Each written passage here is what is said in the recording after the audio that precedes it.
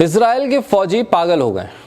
IDF, जो Israel की सबसे खूंखार, सबसे भरोसेमंद आर्मी है, वो पागल हो गई है। जंग के इस मैदान में इजराइल के फौजियों का दिमाग काम करना खत्म कर चुका है।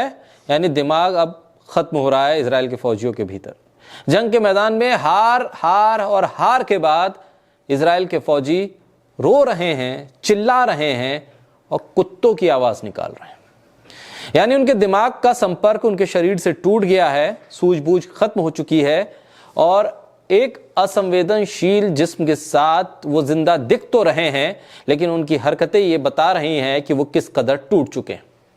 जो फौजी जिंदा हैं वो किसी काम के नहीं है, क्योंकि उनकी हरकतें सामान्य फौजियों की तरह हैं नहीं। इतनी मौत आईडीएफ के सैनिकों की अब तक हुई नहीं जितनी गाजा में कदम रखने के बाद उसके फौजियों की स्थिति बनी है। मानसिक तौर पर टूट चुकी है इजराइल की फौज। दुनिया भर को डराने का दम भरने वाले इजराइल के फौजी अब खुद अपने डर में ही समाते चले जा रहे हैं, डर के साए में जी रहे हैं। हार और मौत के इस खेल में इजराइल के फौजियों का दिमाग अब डर के शिकंजे में आ गया है। डरे हुए इजरायली फौजी अब जानवरों से बातें कर रहे हैं, जानवरों की आवाजें निकाल रहे हैं। जंग के खुले मैदान में खंडर और तबाही के बीच इजराइल के फौजी किसी भी स्थिति में फौज के लिए भरोसेमंद नहीं रह गए हैं, यानी जंग लड़ने के काबिल नहीं है। दुनिया को डराने का, दुनिया को यह बताने का दम भरने वाला इजराइल कि हमारे फौजी सबसे ताकतवर हैं, सबसे प्रोफेशनल हैं, वो अब इन तस्वीरों को छुपा भी रहा है। उन वीडियोस को दुनिया के सामने आने से रोकने की कोशिश कर रहा है, जिसमें उसके फौजी मानसिक तौर पर एक ऐसी स्थिति में हैं जहां वो खुद नहीं जानते कि वो क्यों जंग के मैदान में आए। फौजियों के भीतर का डर खत्म नहीं हो रहा है। इजराइल के फौजी न सिर्फ डरे हुए हैं बल्कि बदहवास नजर आ रहे हैं। यही डरा हुआ बदहवास इजराइल का चेहरा अब सामने आ गया। उसे यह लग रहा है कि अगर हमारे फौजी डरे हुए हैं, अगर हमारी फौज बदहवास है, तो दुनिया के वो देश जहां पर हम बमबारी कर रहे हैं, जहां हम कत्लेआम कर रहे हैं, वो भी बदहवास होंगे, वो भी डरे हुए होंगे। उनकी मानसिक स्थिति भी बहुत हद तक खराब होगी। लेकिन ये तमाम उसका आकलन गलत पड़ रहा है। इजराइल को लग रहा था कि गाजा से लेकर यमन और ईरान के फौजी भी डर गए होंगे, वहां की जो लोग हैं वो भी खौफ के साए में होंगे, लेकिन ऐसा कुछ हो नहीं रहा। अभी शुक्रवार को ही अमेरिका और इजराइल ने 11 एयर स्ट्राइक की यमन पर, और जिस वक्त ये एयर स्ट्राइक की उस वक्त यमन की राजधानी सना में गाजा के समर्थन में लोग प्रोटेस्ट कर रहे थे। 10 लाख से ज्यादा लोग वहां इकट्ठा थे और तब यह अटैक किया गया इजराइल की तरफ से।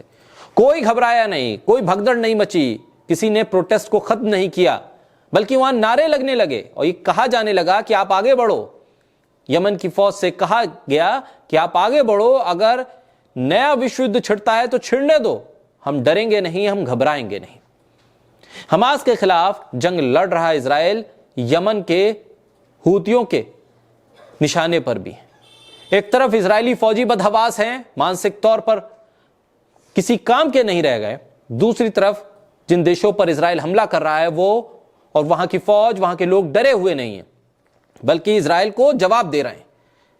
और एक और मोर्चा, हूती जैसे विद्रोही, हिजबुल्लाह जैसे संगठन वो खड़ा कर चुके हैं।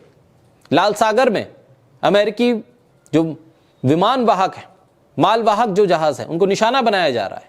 इजराइल पर भी मिसाइल और ड्रोन से हमले कर रहा है हूती, और हूती ने कह दिया है कि जब तक इजराइल गाजा में अपने हमले बंद नहीं करेगा तब तक हम अपने हमले इजराइल पर जारी रखेंगे। इजरायली आयरन डोम जो तमाम डिफेंस सिस्टम है वो नाकाम साबित हो रहा है।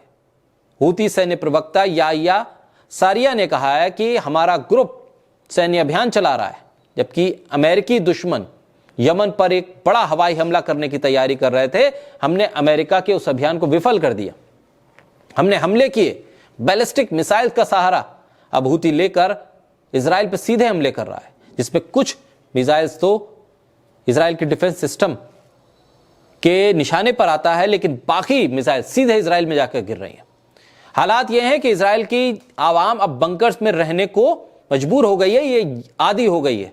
उनकी मानसिक स्थिति भी खराब होती जा रही है, क्योंकि इतने सायरन बज रहे हैं इजराइल में, शायद इतने सायरन अब तक के इतिहास में इजराइल के लोगों ने नहीं सुने होंगे, नहीं देखे होंगे। और यही वजह है कि न सिर्फ इजराइल के लोग, आम जनता, बल्कि इजराइल के फौजी भी मानसिक तौर पर कमजोर हो गए हैं, टूट गए हैं। और ये जंग जितनी आगे बढ़ेगी, ये स्थिति और खराब होती जाएगी। यानी अमेरिका और इजराइल न मानसिक तौर पर और ना ही फौज के स्तर पर, ना तो यमन का, ना गाजा का और ना ही ईरान का मनोबल तोड़ पाए हैं। आने वाले वक्त में देखना होगा ये जंग किस मुहाने पर जाकर रुकती है।